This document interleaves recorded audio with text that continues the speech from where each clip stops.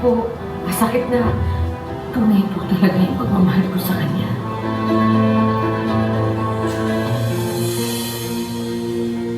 Walang magbabago kahit kailan.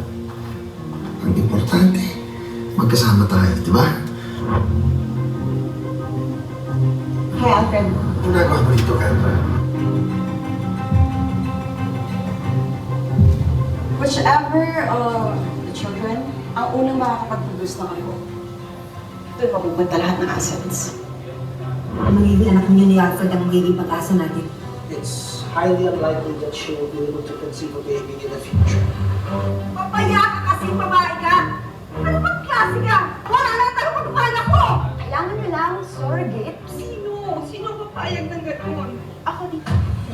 Asawa kita eh. Alam kong wala kang gagawin masama para ikasigila natin. Mahal ko ang asawa ko, Kendra. Sinabi mo rin sa akin na naman. Noon, tapos na!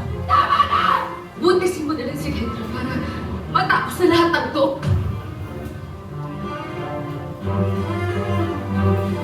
Alam mo naman na hindi lang halik ang mangyayari mamaya, di ba? Kailangan akong makabuo ni Alfred. Bitch! Oh, right.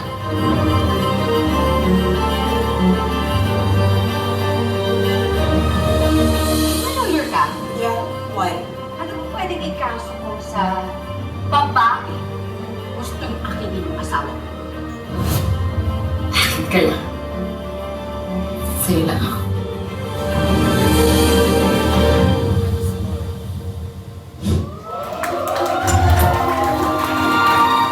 Ang intense! Sobra